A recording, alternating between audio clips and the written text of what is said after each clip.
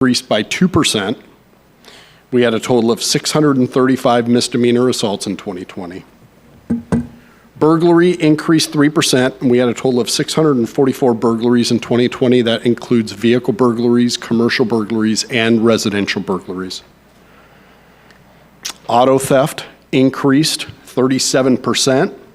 We had a total of 692 auto thefts in 2020. This is a trend that we are seeing throughout the county and probably around the state.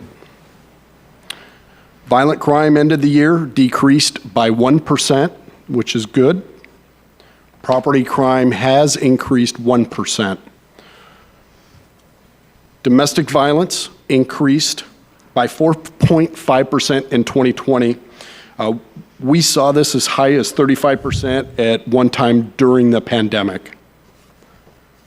Sexual assault did not increase.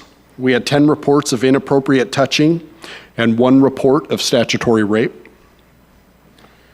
In regards to use of force, pursuits, and complaints for 2020. In 2020, we were involved in 30 pursuits at the police department. This was an increase from 2019, where we had 22. 3 pursuits were found out of policy.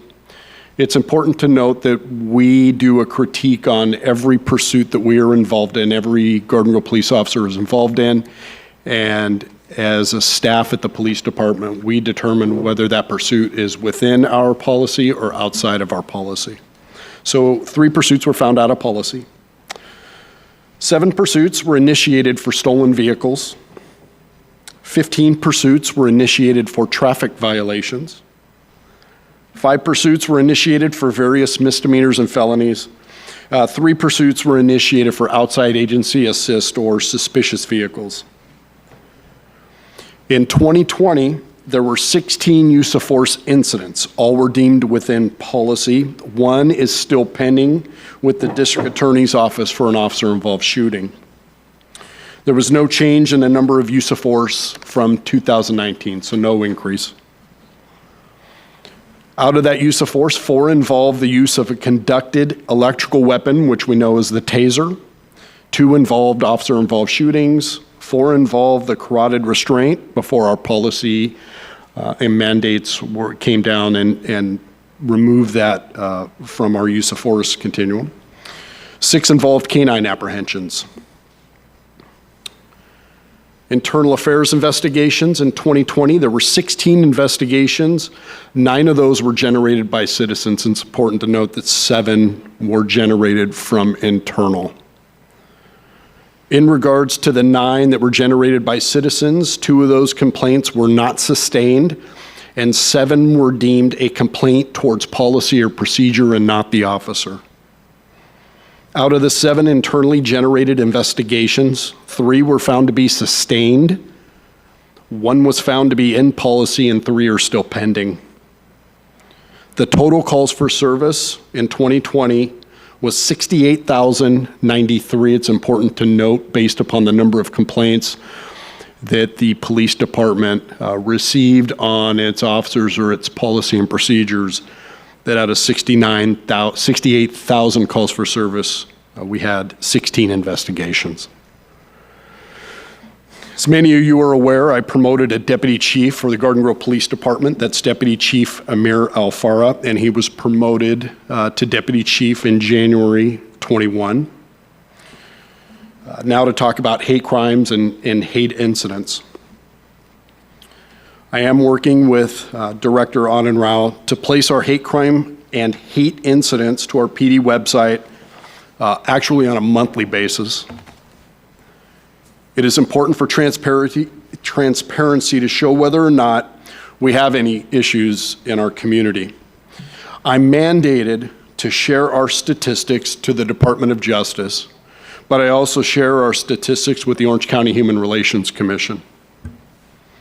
Additionally, any hate crime or hate incident that occurs in the city of Garden Grove is mandatory reporting for our police department. Our community can either call 911 or our non-emergency line at 714-741-5704 if they witness or are victims to any hate crime or hate incidents. We also have multi-language reporting methods in place. It's important to note what is the difference between a hate incident and what is the difference between the two. Hate incidents are similar to hate crimes in that the act is directed against a person or persons based upon the victim's actual or perceived race, color, religion, ancestry, national origin, political affiliation, sex, sexual orientation, gender identity, age, or disability. The difference between a hate incident and a hate crime is that a hate incident is not a criminal act. A hate crime is defined by California Penal Code section 422.55 as a criminal act committed in whole or in part because of one or more of the following actual or perceived characteristics of the victim: disability, gender, nationality, race, or ethnicity, religion, or sexual orientation, or because of the person's association with a person or group with one or more of these actual or perceived characteristics. Now, what have we had in Garden Grove? In 2020, we had 5 hate incidents. 2 were directed towards African Americans, one being a Zoom hack, one directed towards Hispanic, one directed towards Korean, and one directed towards Arab American. In 2020, we had 9 hate crimes reported. I know that number seems large. During that time, we had 6 were directed towards religious institutions. 5 of those 6 were Buddhist temples that were vandalized. 2 were directed towards Asian American. One of those resulted in an arrest. One was directed towards sexual orientation. In 2021, we had 3 hate incidents that were reported. One was directed towards Asian American, one directed towards African American, and one was directed towards sexual orientation. In 2021, 1 hate crime has been reported so far that was directed towards Caucasians. I was the first police chief to condemn the violence that was directed towards the Asian community in Atlanta, Georgia. This prompted immediate phone calls with myself and leaders in the Vietnamese and Korean communities. I explained the steps that the Garden Grove Police Department was doing to avoid any repeat acts of violence in our community. I coordinated with Tam Nguyen and we participated in a prayer vigil. Additionally, we decided that an event to prevent victimization and provide awareness would be key to being proactive. We held a well-attended event in the parking lot of Advanced Beauty College, which focused on prevention tips, and we actually had a locally owned martial arts business attend to provide free lessons for self-defense. Kelly Huynh, who is a manager of my crime prevention division, and Deputy Chief Alfara were instrumental in handling of these issues. I also attended a press conference, conducted 7 television interviews with media, and I went on Little Saigon Network to talk about the rise in violence. Your police department was very proactive in its response and will continue to do so. That is the end of my presentation. I'm available for any questions. Thank you very much, Chief. Colleagues, any questions or comments? All right, thank you, Chief.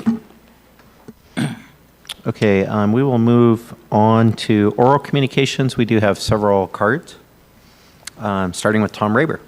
Please go on up to the podium.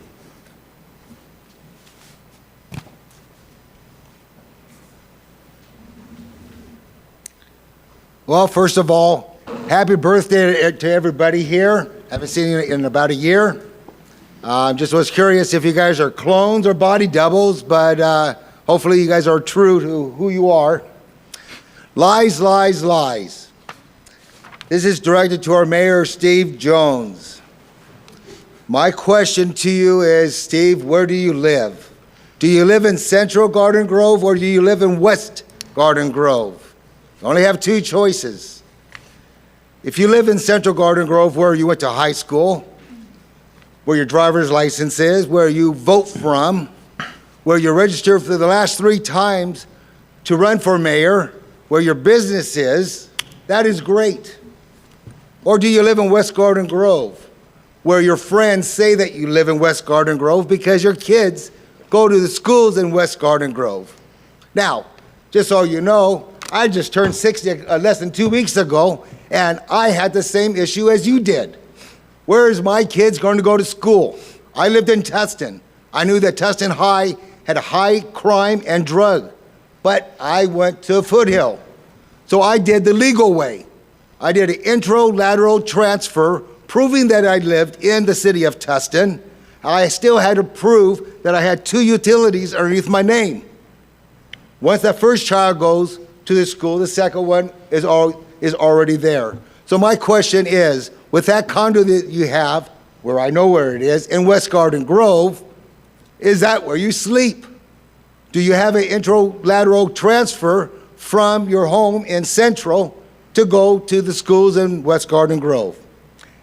That's about it for that. That's your topic there. It's been discussed on Facebook, and there it is.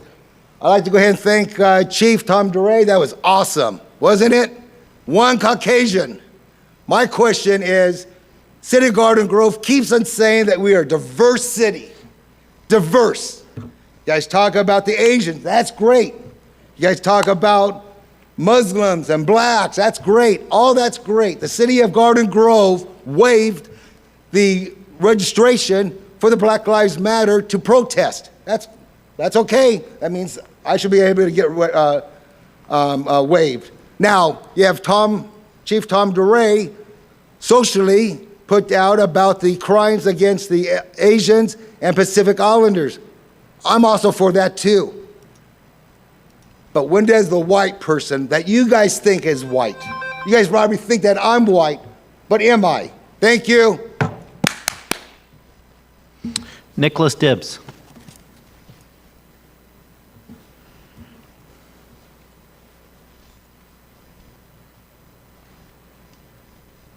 Mayor Jones, members of the council, citizens of Garden Grove, my name is Nicholas Dibbs. I'm pleased to welcome you back. I've been here at many council meetings speaking, and there's hardly anybody around, so it's good to have some company.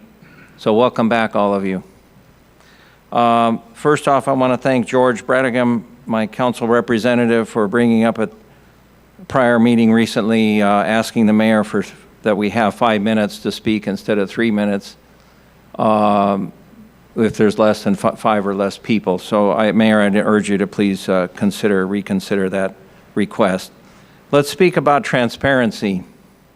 I first off want to thank the city, Channel 3, and the staff for maintaining records all the way back to 2007 or 8, recording these meetings so that the public has a chance to review them going back in time if they wish to. I bring this up because in the Garden Grove Unified School District, where I worked for over 16 years, and I ran for school board twice, unfortunately, the transparency isn't there. And I bring this up because we don't operate in this city in isolation. What goes on in the school district affects the city, and what goes on in the city affects the school district, which is the largest employer here in Garden Grove.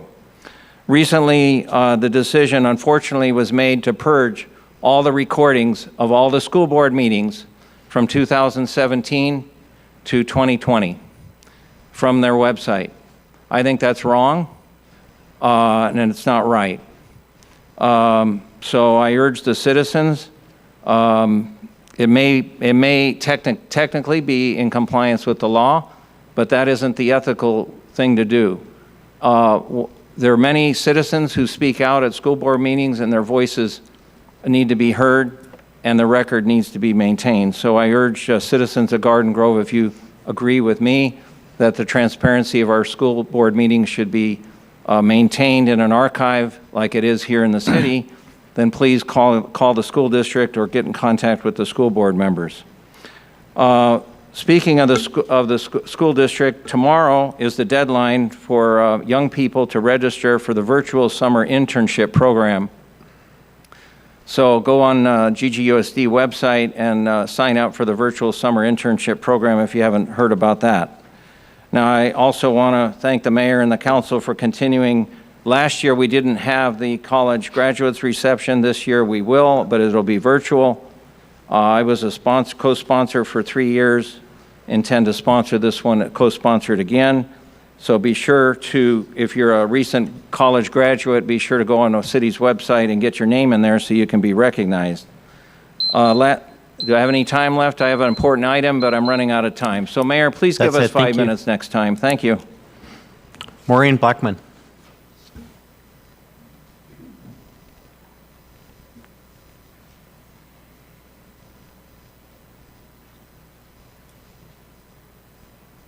I just didn't want to miss an opportunity to see all these friendly faces again, especially Tom. I was delivered today from Sister Rowena a little Ramadan gift that is for each of council and staff. I'll have it out in front. She wanted to welcome everybody back and say happy Ramadan. I guess that's how you say it. Welcome back, everyone. Thank you. Thank you. Madam Clerk, any more cards? No. All right, seeing none, we'll close oral communications and recess to other legislative bodies, which tonight is the successor agency, I think is the only one. So I will call to order the successor agency meeting. Madam Clerk, would you please call roll? Member Brightigam? Here. Member O'Neill? Here. Member Deidre Nguyen? Here. Member Klopfenstein? Here. Member Kim Nguyen? Here. Vice Chair Bowie? Yeah. Chair Jones? Here. Okay, we already did oral communications simultaneously with City Council. Moves on to consent items. Just receive and file the minutes from March 23rd. Can I get a motion in a second? I move the motion. Second. A roll call vote, please. Member Brightigam? Yes. Member O'Neill? Yes. Member Deidre Nguyen? Yes. Member Klopfenstein? Yes. Member Kim Nguyen? Yes. Vice Chair Bowie? Yes. Chair Jones? Yes. Motion received, 7 yes votes. Thank you. Any matters from agency members, successor agency members? Okay, seeing none, we will adjourn back to City Council, and that takes us on to consent items. Recommended that items 3A through 3J be acted on simultaneously unless anyone would like to pull an item. Do I have any requests to pull? I'll make the motion, Mayor, but I have a comment I'd like to make, if possible. Okay. Do we have a second? I second it. Okay, please go ahead, Kim. Just wanted to ask staff that in the future, items such as 3D, which is the Americans with Disabilities Act Transition Plan, and the award of a contract to upgrade audio and video equipment for the CMC, if in the future we could have presentations on these types of items. The ADA Transition Plan is a pretty hefty document that has a lot of information. Don't worry, Bill, I'm not going to ask you any questions. But it has information that's pretty outstanding, similar to the pavement improvement plan that we had before on the agenda item. So I think it warrants at least some sort of highlights from staff to council so that we know what all of the hard work that went into these types of items actually was.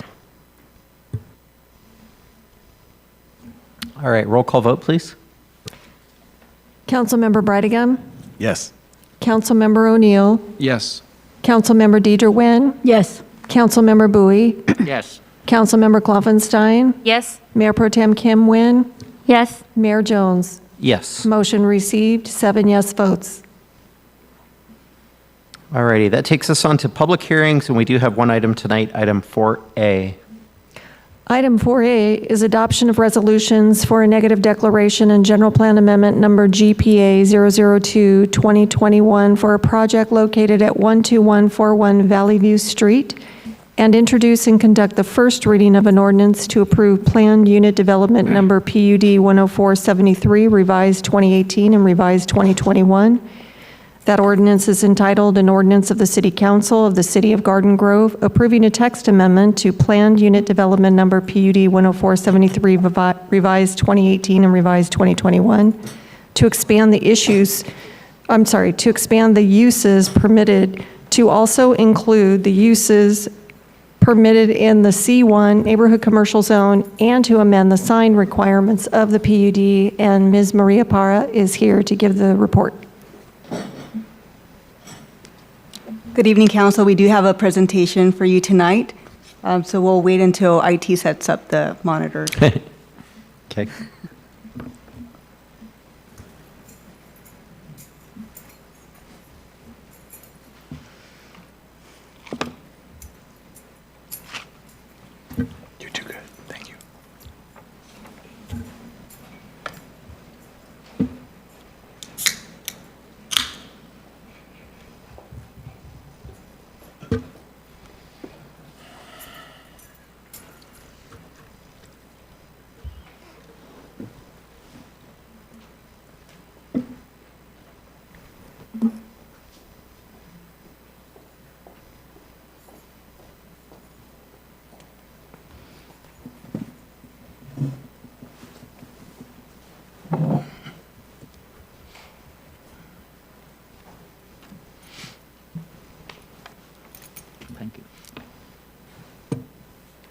Thank you.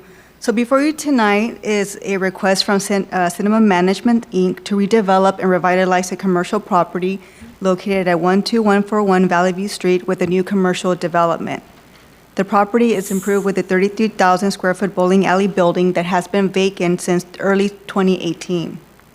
The applicant proposes to repurpose the existing building with new commercial, retail, and restaurant uses, and also proposes to construct a 2,000 square foot pad drive-through restaurant that will be operated by Starbucks. In order to facilitate the project, the City Council is asked to consider and approve the following: general plan amendment to change the land use designation of the property from civic institution to light commercial, an amendment to PUD 10473 revised 18 to expand the permitted uses to also include the uses permitted in the C1 zone, and to modify the sign requirements of the PUD, and also to adopt a CEQA negative declaration for the project. I'm having a hard time changing the slide. So the project is located within Plan Unit Development Number PUD 10473 revised 2018. So the PUD is outlined in red and consists of 3 commercial properties which are located along Valley View Street, which includes the project site, includes the property to the north, which is improved with the Starlight Movie Theater, the Fast 5 Express Car Wash, and a Jack in the Box, and then a third commercial property that's improved with the McDonald's restaurant. The PUD also includes a senior living facility and a residential condominium development. Thank you. Located west of the commercial portion. The project consists of one parcel that is 2.15 acres and improved with the bowling alley building. The PUD zone was approved in 1973 to allow the construction of the bowling alley, a movie theater, and 2 restaurants, including the McDonald's. The PUD was amended in 2018 to allow the construction of the Fast 5 Express Car Wash, the Jack in the Box restaurant, and also make improvements to the movie theater building as well. And the movie theater improvements were completed last year, and the property is currently renamed the West Grove Center. The applicant is also the property owner of the movie theater property and purchased the bowling alley building in 2019. And now the property owner proposes to redevelop and revitalize the bowling alley property by introducing new commercial uses and to integrate the property into the West Grove Center. So this is the existing site plan for the commercial portion of the PUD, which includes the bowling alley property, which is outlined in red, and the 2 adjacent properties to the north, which are improved with the movie theater, the Fast 5 Express Car Wash, the Jack in the Box, and then a separate property with the McDonald's restaurant. The plan shows the existing parking and circulation of the center, and the properties have shared access through connecting drive aisles. This is the proposed site plan for the project. So the red line down the middle delineates the property line separating the project site from the movie theater property. So the project includes demolishing approximately 14,000 square feet of building area located along the front and south side of the building to accommodate new drive aisles, parking spaces, walkways, and also to create a covered drive-through lane for one of the inline tenant restaurants. The new pad restaurant building would be located on the southeast corner of the lot along Valley View Street. The site will continue to be accessed from 2 existing drive approaches from Valley View Street. The project also abuts an alley to the south, and the parking spaces will be redesigned along the alley, which includes providing 1 vehicular access point and also redesigning all the parking spaces so the parking spaces are accessed from within the project site, and also new landscape planters are also proposed. Along the front of the property, the parking will be reconfigured to accommodate the pad drive-through restaurant. The landscaping will be increased, and the drive-through lane along the side of the building would be designed as a straight drive-through lane, with access being provided from the rear of the property. The project is required to provide a total of 167 parking spaces. The project will provide a total of 123 on-site parking spaces and will share 44 parking spaces with the movie theater property, since the movie theater property is currently overparked by 66 parking spaces. This is the proposed landscaping for the project, and the landscaping will increase from 1,216 square feet, which is 1.2% of the total site, to 11,456 square feet, which is 12.2% of the total site. And the landscaping will be consistent with the landscaping of the movie theater property. This is the floor plan of the proposed anchor building. The building will be repurposed into a multi-tenant building with 4 tenants, 1 retail and 3 restaurants, with the end tenant space designed with a drive-through lane. Each tenant will have a new storefront located along the front of the building. Outdoor patio areas are also proposed and are located within 3 areas along the front of the building. The anchor tenant will have a square footage of 12,082 square feet, while the 3 restaurants will have a combined square footage of 7,214 square feet. This is the proposed front building elevation of the anchor building. The existing exterior walls will be enhanced to feature a contemporary architectural style that is compatible with the architectural design of the movie theater and will feature 2 tower elements. Aluminum trellis is also proposed along the front elevation, as well as 2 trellises over 2 of the existing outdoor patio areas. This is the floor plan and elevations of the proposed pad building. The pad building would be 2,000 square feet in size and will include a 300 square foot outdoor patio area. The building is well designed and incorporates the same contemporary architectural elements as the anchor building. So as previously mentioned, a general plan amendment and PUD amendment are necessary to facilitate the project. The general plan amendment will change the use of the site from civic institution, which is intended to support educational, hospital, and government facilities, to light commercial, which is intended to allow for a range of commercial uses that serve the local residential neighborhood. The proposed general plan amendment will reestablish the property's previous land use designation of light commercial, which was changed in 2018 with the adoption of the 2030 general plan. Also, a text amendment to the PUD is required to expand the uses permitted to also include the uses permitted in the C1 zone. And the C1 zone also allows for uses that are neighborhood serving and would be compatible with the surrounding commercial and residential uses in the area. The PUD amendment will also amend the sign requirements of the PUD to allow the existing pole cabinets to be modified, as well as to allow the existing pole signs to be replaced with a monument sign. An initial study and negative declaration was prepared for the project pursuant to CEQA, and based on the initial study and supporting technical analysis, it was determined that the potentially adverse impacts would be at a level of less than significant. The project is consistent with the general plan, including the goals, which are to encourage and revitalize an aging and underutilized and deteriorated commercial property. It encourages a mix of retail shops and services to meet the needs of the area's present and potential clients, and encourages facade renovations, enhanced parking areas, landscaping, and lighting. Therefore, staff recommends that the City Council take the following action: conduct a public hearing, adopt a resolution adopting a negative declaration, adopt a resolution approving General Plan Amendment Number GPA 002-2021, and introduce and conduct the first reading of an ordinance approving Plan Unit Development Number PUD 10473, revised 2018, revised 2021. Also, Council, we do have the developer here tonight, Dan Akurikia, who would like to also share a couple of words with Council, if Council would permit. And this concludes staff's presentation. Thank you, Maria.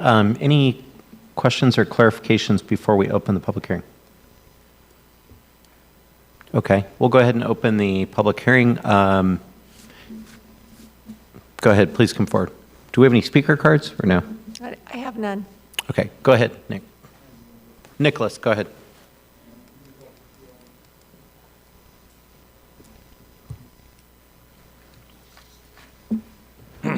I'm Nicholas Dibbs. I'm a longtime resident of West Garden Grove. I just have some questions. Yes, this has been a kind of a blighted area with, and so I generally am in favor of this, but I do have some questions, and that is that the general plan amendment provided for a civic institution, and now it's going to go to light commercial. So how did the civic institution, there's always been a bowling alley there as far as I know, so how is it that we ended up with a bowling alley when it's supposed to be a civic institution? So if somebody, staff can possibly address that issue, that would be great. So that's one question. So Mayor, I guess I address the question to you, and then it goes to the staff, if they can answer that, please. In other words, I don't remember any civic institution being there in the first place, so I'm just wondering, the general plan amendment, did it ever include a civic institution there? Was there, as far as I know, there was just a restaurant and a bowling alley, the Acapulco restaurant or whatever restaurant it was, the Mexican restaurant originally, and then it changed hands and then closed.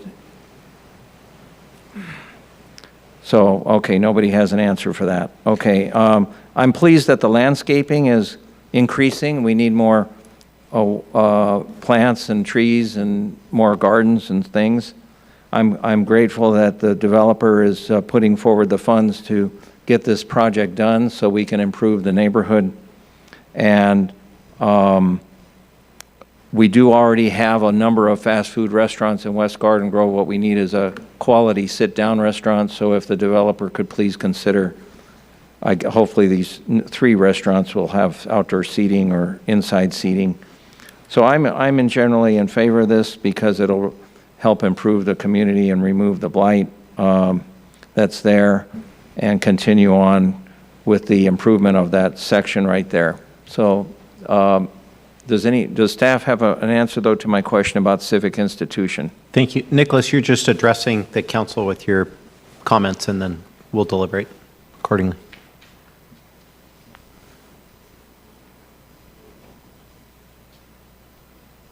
Well, I'm blessed. I had no idea this was going to be a discussion tonight, so that's awesome. I actually was at the movie debate, or when the owner came there and we discussed what was going to happen to the new theater. And I love my codes.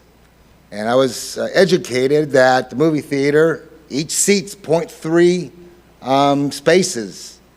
But the food is actually every 100 square feet is 1 parking spot. So they were off a little bit on the parking for the movie theater. Jack in the Box won't let anybody park inside their spaces that's not going to Jack in the Box. Nobody's going to park at the car wash because they watch those parking spots too. I presume the movie theater will be watching the parking spots that they have, which most of the parking spots are behind the movie theater in the first place. So now you're going to be throwing in more parking. To me, it looks like there's going to be technically one huge building and another little pod that is 3 businesses. So you're going to have a total of the 4 inside the big building plus the 3. And I got to tell you, I don't see, using the math, at every 100 square feet, 1 parking spot. I don't see how they're going to come out with that. Because when that bowling alley was built, things were different. It didn't go by the square footage. It went how many seats you had. Every 3 seats was a parking spot. They didn't do the square footage. Square footage is based on bathroom space, hallway space. It's it's around the outside of the building with nothing inside there. They don't care what it's used for. So I really don't see how you're going to get enough parking spots to have all these vehicles there. Second of all, we already have problems on Valley View already. We got the 405, bam, bam, bam, which I'm right there. I hear it from 7 in the morning until 5 or 6 at night. Okay, Valley View is not good right now at all. And I think it's going to get worse if you guys put in another 7 more businesses. I understand the owner wants to make money. I understand the owner has been losing money, but come on. We have to go ahead and think about parking, and where are these people going to park? Are they going to park next door into the residential area? I know about that. Commercial and residential do not go together. Thank you. Anyone else wishing to speak? Dan, do you care to speak? You don't need to, but you're welcome to. Yeah, you're welcome to.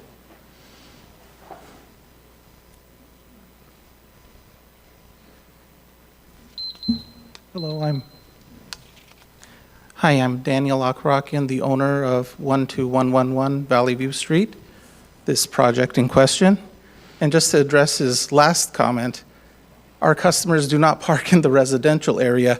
We have residents who park in our parking lot, but we welcome them, we don't mind. And I think that the project has plenty of parking, that there will not be any overflow onto the streets, or it'll contribute to congestion on Valley View. And we all know that Valley View's congested these past couple of years due to the construction of the 405 freeway, but soon that'll be over too, and we should be fine. Does anybody have any particular questions about the project? I'm happy to be a part of the city of Garden Grove and look forward to developing the second half of this project. The question was also made about everything is fast food.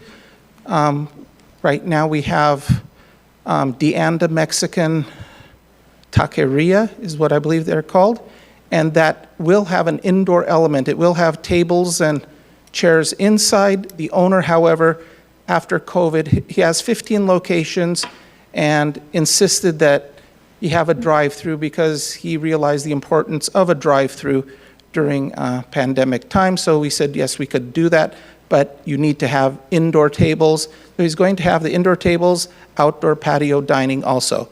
The next restaurant next to that is a poke restaurant, and he said that all his dining will be, tables inside the restaurant. He will offer takeout as well.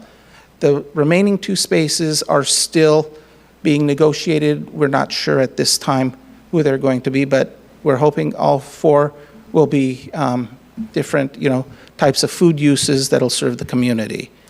The back space, however, we've had several inquiries, but we don't have anybody yet.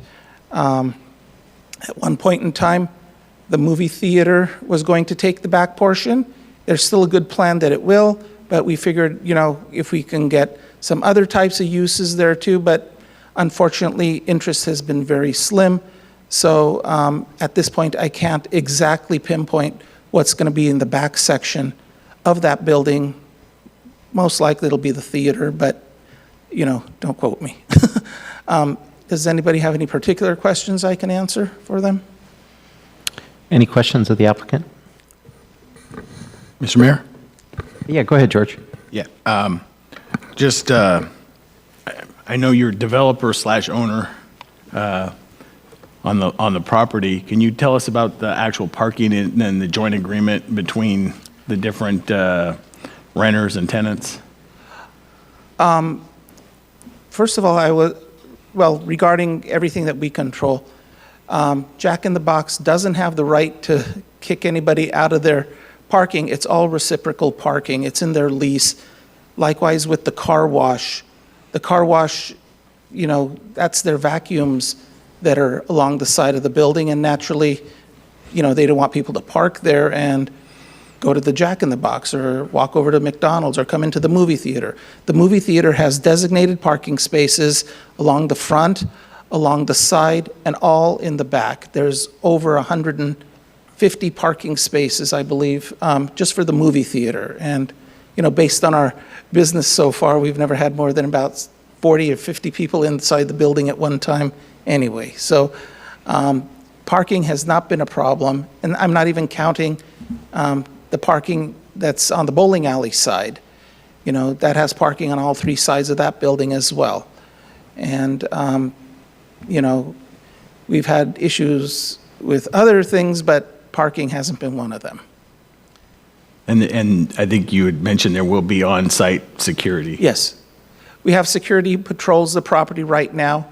You know, if there's any, you know, transients or anything like that, ask them to leave.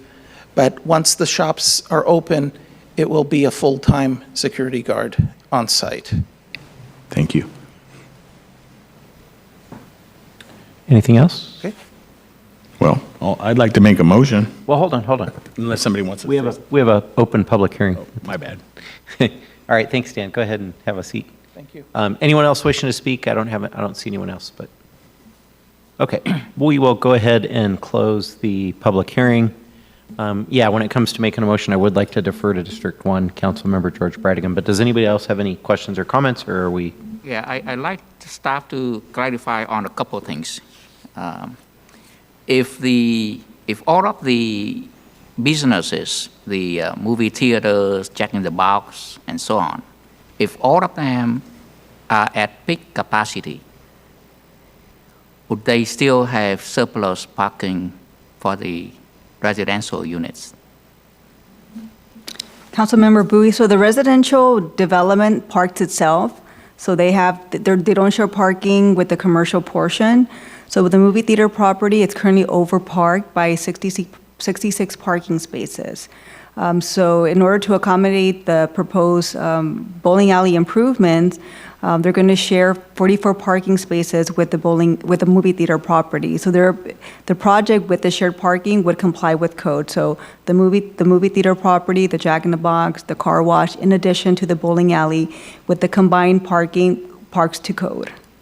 So in other words, individually, they may not have sufficient parking if it is at peak, maximum allowable. But combined together, overall, they meet the parking. Well, the project is park to code, so it didn't require any type of parking demand study because they didn't meet the parking. So in looking at the parking for the movie theater property and in looking at the parking for the proposed use, combined would comply with the code. Okay. Thank you. Thank you. Any other questions or comments? Take it away, George.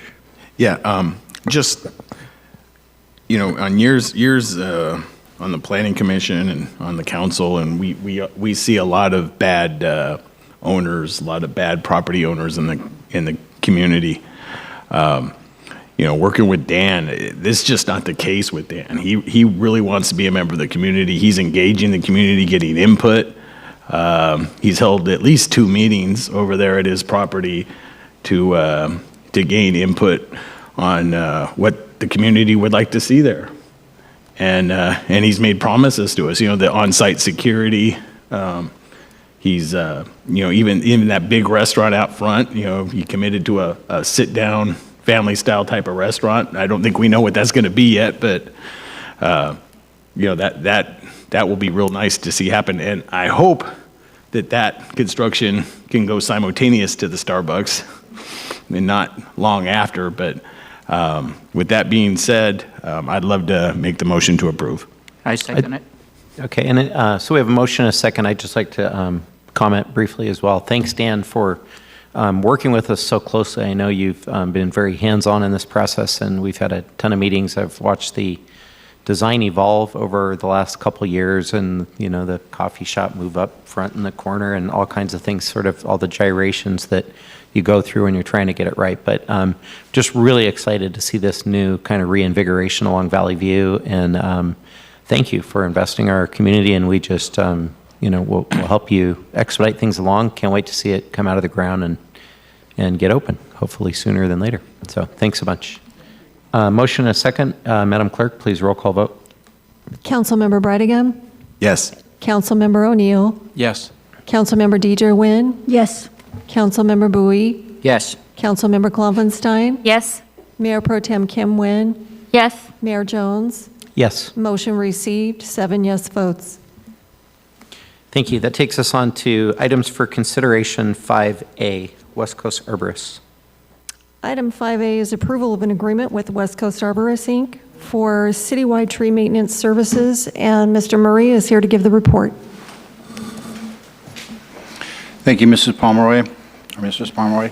Mr. Mayor, members of the council, Tonight, City Council is being asked to approve an agreement with West Coast Arborists Incorporated for tree maintenance. The agreement is for 5 years and to be funded 1 year at a time for a not-to-exceed amount of $440,000. The Public Works Department maintains 16,000 trees, mostly located in the public right-of-way. The proposed work will include tree removal, tree trimming, and maintaining our GPS tree inventory. We have an electronic inventory of every tree in this city. Staff is proposing to use the bids of the City of Rancho Cucamonga for the same services. Staff reviewed the prices and scope of work in the Rancho bid and found them to be satisfactory, and West Coast Arborists agreed with providing the same service to the City of Garden Grove. This process meets with all the legal requirements for the state of California. Funding for the work will be paid for using $290,000 from the general fund and $150,000 from gas tax. Should the council decide to approve the agreement tonight, work can resume in approximately 1 month. This concludes staff's report, and I'm available should you have any questions. Thanks, Bill. Any questions or a motion? O'Neill, I'd like to move it. Motion a second. Madam Clerk, please roll call vote. Councilmember Brigham, Yes. Councilmember O'Neill, Yes. Councilmember Deidre Nguyen, Yes. Councilmember Bowie, Yes. Councilmember Klopfenstein. Yes. Mayor Pro Tem Kim Nguyen, Yes. Mayor Jones. Yes. Motion received, 7 yes votes. Thank you. That takes us on to matters, and we do have one item listed, item 6A.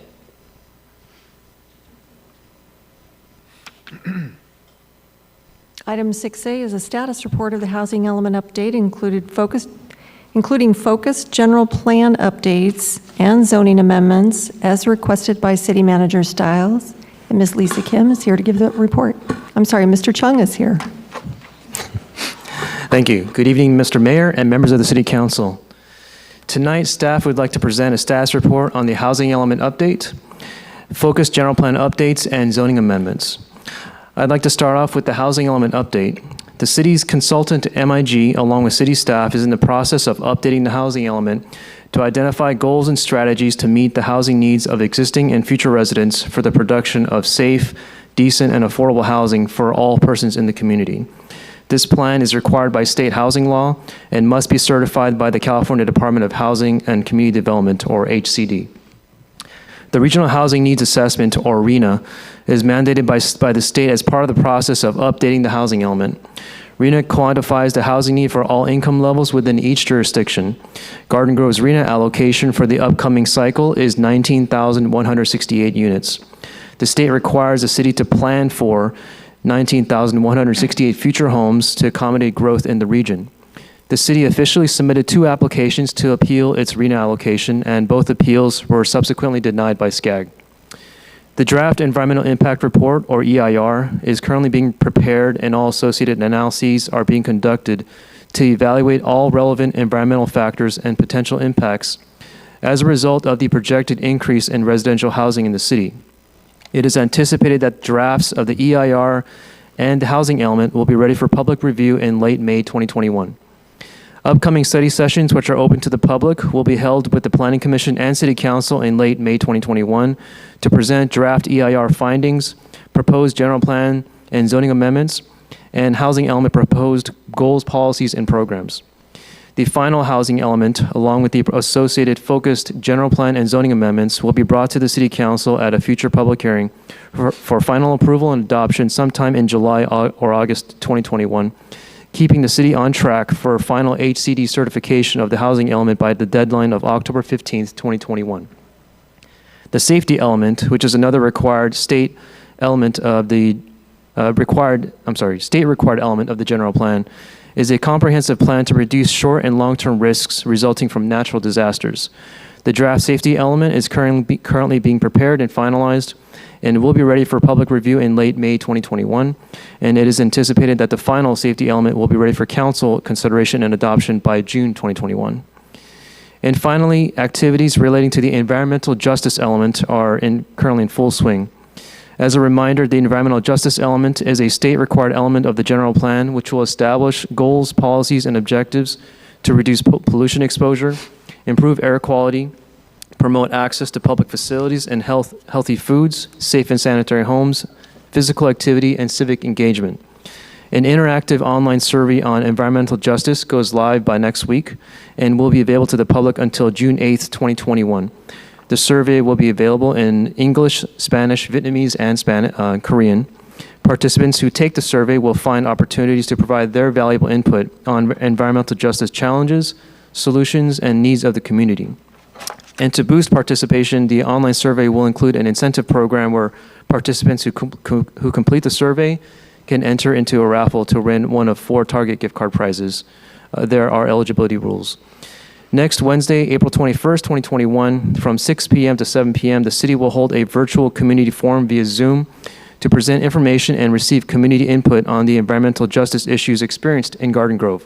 Participants can register for the forum at ggcity.org/housing-element. Staff is maintaining continued coordination efforts with the Office of Community Relations to promote and inform the public regarding upcoming events and the latest news on the housing, safety, and environmental justice elements through all available mediums such as social media, flyers, mailers, and through the city's Housing Element webpage. We currently have a busy road ahead of us, and we are excited to engage and collaborate with the community and the council on these important matters. Please note the staff's report is just for informational purposes to receive and file. No action of the council is required at this time. And this concludes my report. Thank you. Thank you very much, Chris. Colleagues, any questions, comments? Alrighty. Ms. Mayor Jones. Oh, go ahead. Yep. Someone else?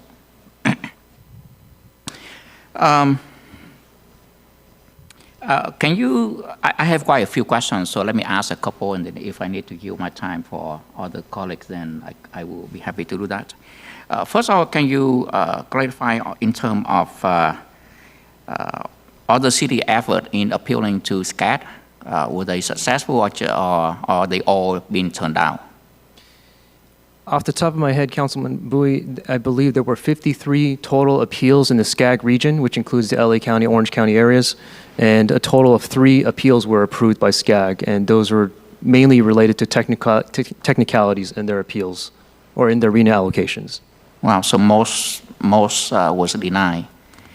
That's correct. Do we reach out to them and see what the other city is going to do with that appeals? Are they going to try to somehow continue to pursue it, or everyone is giving up?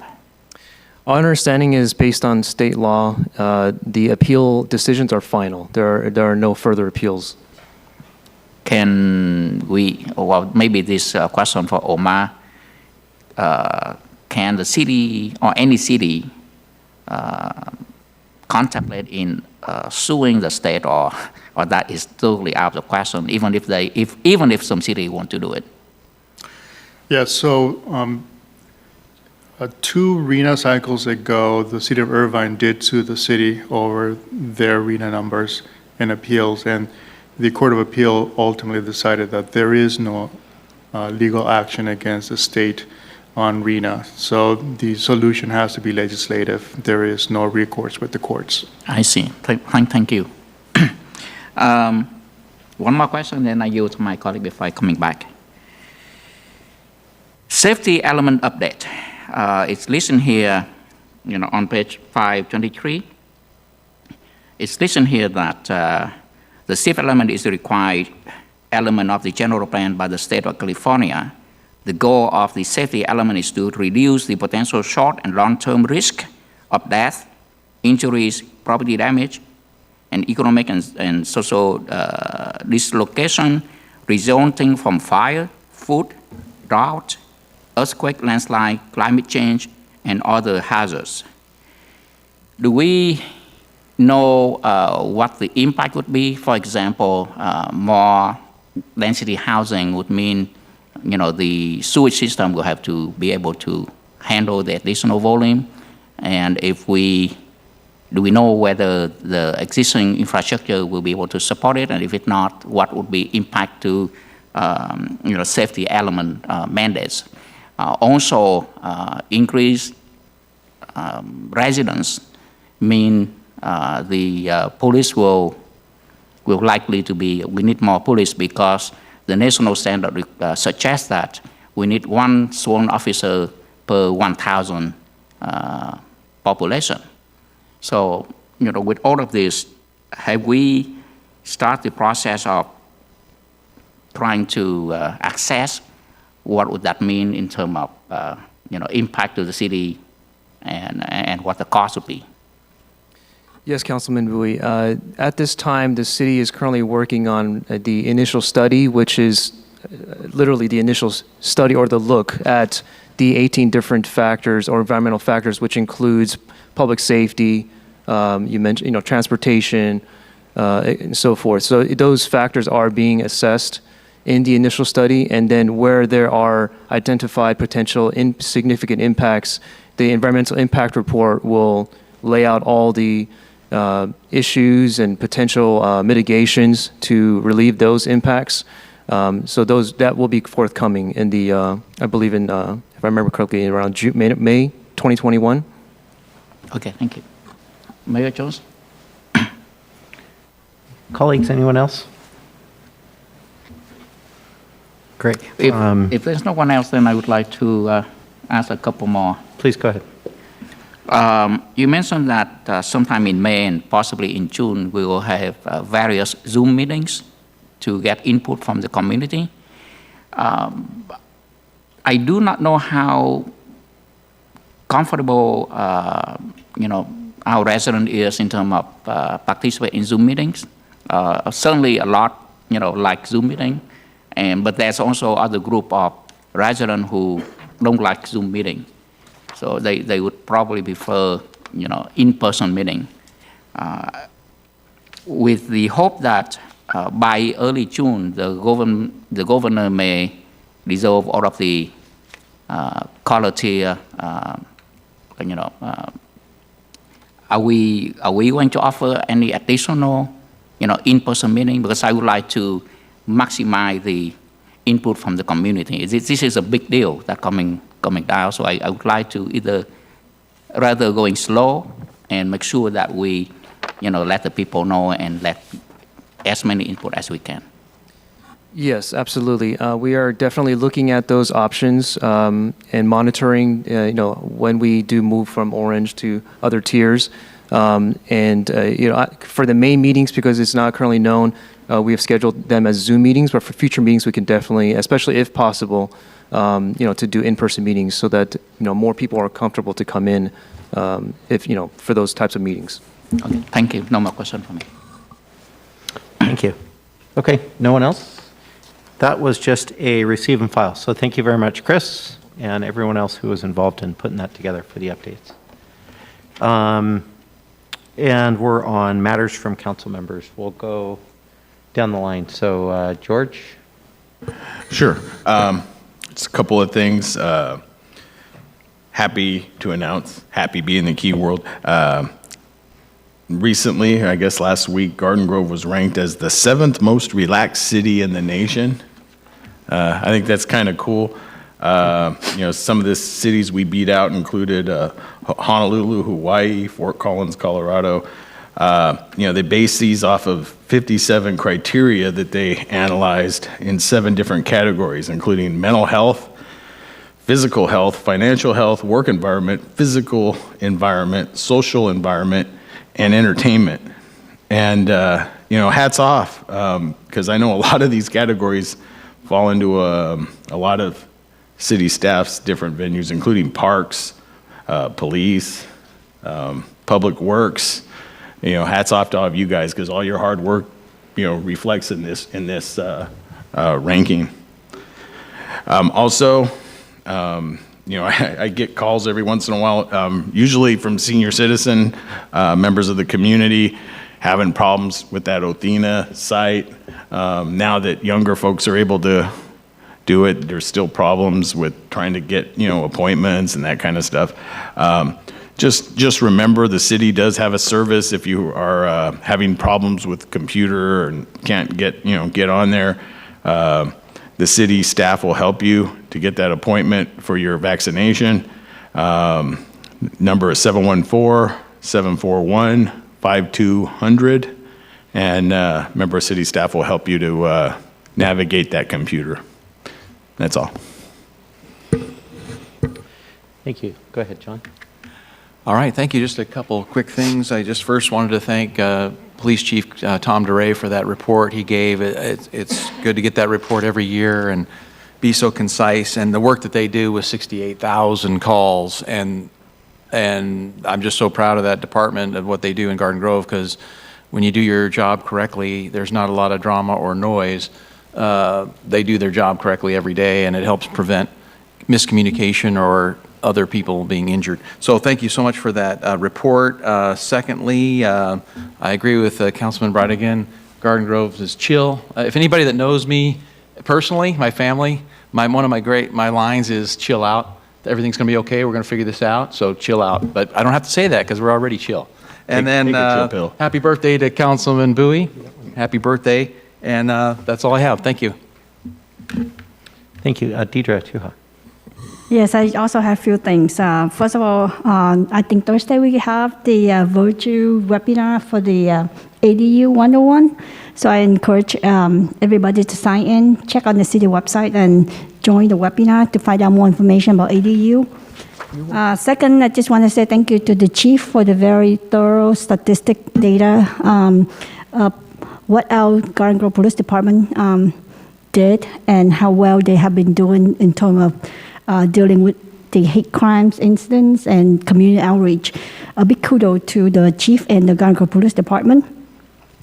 Also, I just want to say thank you to the city staff who have been volunteers at the equity vaccination part at the Christ Cathedral for the past 5 weeks and going to 6 weeks this week. Just want to say thank you to city staff. I have been there almost every Wednesday, work side by side with the staff, and the process and the procedure went very well, very smoothly.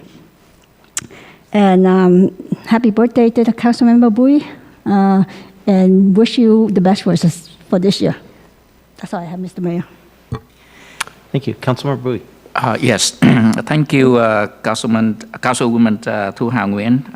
It touched my heart. I also received a well wish from the city a couple days ago, and it really touched my heart when I hear a ring bell and I come out and people say that, oh, here's a birthday wishes for you. I forgot about my birthday until my son remind me in the late afternoon that that was my birthday. So thank you, everyone. Tonight, I would like to honor the passing of the one of the Garden Grove icons, a World War II veteran. He passed, just recently. His name is Frank Russell. He lived in district number 6, and he's survived by his wife Velda. I had hoped that we could close the meeting tonight in his honors, but unfortunately we already have a plan to close it for someone else. So I would like to request the mayor to close the next council meeting, in his name. Thank you, and I'm praying to God that he will be well received by our father up there. This year is the 46th year that South Vietnam have fallen, and every time it comes to April, or what the Vietnamese usually refer to as Black April, it's always sad on us because it brings back so much pain and so much sorrow. And on Friday, April 30th, the Vietnamese community will hold a memorial services on Bonsai Avenue under the Trần Hưng Đạo General Status on Bonsai near Magnolia. Anyone who would like to come out and share with us that experience, we appreciate it. It will be at 6 p.m. Friday, April 30th on Bonsai Avenue near Magnolia. Thank you. Thank you. Councilmember Klopfenstein. Thank you. I just want to thank my colleagues for approving the Boys and Girls Club After Schools Professional Appreciation Week. I know they'll appreciate that very much, and I look forward to hopefully being able to present a proclamation of sorts to the executive board. And I also want to mention the Christ Cathedral Vaccine Pod. I'll be volunteering along with my council member, Deidre Tuha-Wynn, again tomorrow. What a well-oiled machine that is. It truly runs like clockwork. And so there are so many people to really congratulate, I think, for how just efficient it runs. Linda Moore, our EOC coordinator, our CERT team, and of course our Garden Grove staff. Thank you for all your hard work and just volunteering and making this possible for the community. Thank you. Thank you. Councilmember Kimwin. April is Sexual Assault Awareness Month, marking the 20th anniversary of SAM for short. This year's theme is We Can Build Safe Online Spaces, and considering we've been living in a pandemic, it's a very timely theme. We heard Chief DeRay say sexual assaults had no change, forcible rapes went down, and domestic violence went up. But I think looking at the context in the world that we're living in, there's reasons why those numbers are not reflective of what's actually happening. 1 out of every 6 American women and 1 in 33 American men experience an attempted or completed rape in their lifetime. There were 12 women in this room at the beginning of the meeting, and that means 2 of us statistically have been survivors of assault or rape. 55% of sexual assaults happen at or near someone's home, 48% while they're sleeping or performing some other activity at home. Of the survivors of sexual assault under the age of 18, 34% of them are under the age of 12. 21% of transgender, genderqueer, and gender nonconforming college students have been sexually assaulted. 8 out of 10 rapes are committed by someone known to the survivor. And out of every 1,000 sexual assaults, 995 perpetrators will walk free. In Orange County, we have 1 rape crisis center for all 34 cities. If you experience sexual assault or rape, your first instinct may be to go to the nearest emergency room, where you will be denied a forensic exam, aka a rape kit. Instead, an advocate will be called and you may be escorted by an officer to the rape crisis center. Think about that for a second. You're afraid, confused, and possibly seriously injured. Muster the strength to get help and have an extremely pervasive exam done. And you are denied. Granted, I'm sure the professional advocates do an amazing job of triage, but what happens in the in-between while you're waiting? These are painful and uncomfortable conversations that we are mostly unqualified to have. It is important that we start with young children and talk about consent and prevention. I'm glad to announce that 16 cities have joined Garden Grove in proclaiming April as Sexual Assault Awareness Month. The cities of Aliso Viejo, Anaheim, Brea, Buena Park, Costa Mesa, Cypress, Fullerton, Huntington Beach, Irvine, Orange, Placentia, Santa Ana, Seal Beach, Stanton, and Tustin and Villa Park have all joined us. I'll make a reminder at the next meeting, but Wednesday, April 28th is Denim Day. And that's all I have, Mayor. Thank you. Thank you. General Counsel, do we have a need for closed session? No, Mayor. Okay, thank you. City Manager Scott Stiles, anything to report? Mr. Mayor, just a couple of comments. First of all, I want to thank Councilman Breitigam for reminding people about our number that community services use to help seniors, people with underlying conditions. We're still available. More vaccine is out there, but we want to help anybody, especially if they're having a hard time locating a way to get vaccinated. So we're still here. We're still working. We're ready to help anybody out. And again, just to reiterate, the number is 714-741-5200. And I know council members, you get calls from people all the time. Feel free to continue to send me emails, text messages for people that need help, and we certainly will continue to do that. I want to just remind everybody, of course, all the good information that the police chief gave tonight. They have a annual report that they do, and we'll certainly get that up on our website so people can see that, along with the chief's comments. I know he gave a lot of statistics tonight, so we'll get that included too, so people have that information. A lot of real good information is in his annual report. I also appreciate the comments tonight about all the work of our staff at the Christ Cathedral Pod. as for those of you who have been there, you know all the work that goes into it, and you're right to recognize Linda Moran, our EOC coordinator, and all of our staff. We have lots of directors. I see our Division Chief Robert sitting out there, everybody in our police department, Anand Rao, our IT director. Just, it takes a lot of work to do all that, as you know. And so I want to keep mentioning that, you know, with the J&J one-dose vaccine being put on pause right now, we've been working, John Montanchez and his staff have been working with St. Joe's Hospital. We're also working with the county on some additional mobile pod vaccination efforts. We know there's still some pockets of our community that are particularly stubborn, and we need to keep working to reach out to people that can't easily get to vaccination sites. So we're going to continue to do that. And please, you know, whatever continued advice that you can give us, we want to hear from you as well. And I do want, just finally, I want to thank Maria Stipe, our Assistant City Manager, and Caesar Gallo from our IT department.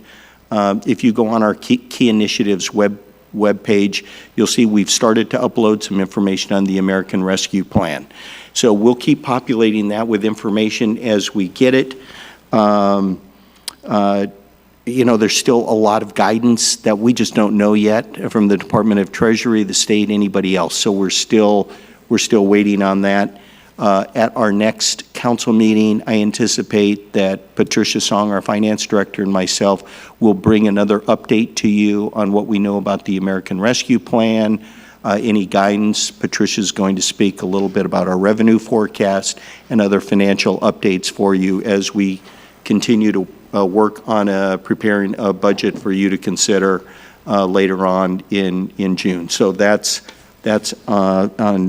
in full speed right now, but you can check out our website and get some preliminary information on that. They've done a nice little link where they can click on, and residents and the community can click on some areas that are more important to them that will help give us some guidance too, and so we can continue to refine that as necessary. So I wanted to mention all of that for anybody listening to check that out, and we'll be talking more about it in 2 weeks. So that's all I have, Mr. Mayor. All righty, thank you. I have a close friend, Paul Conrad from Rancho Alamitos High School, going all the way back to those days, whose uncle just passed away, so I've got some closing remarks for Mr. Richard Butera.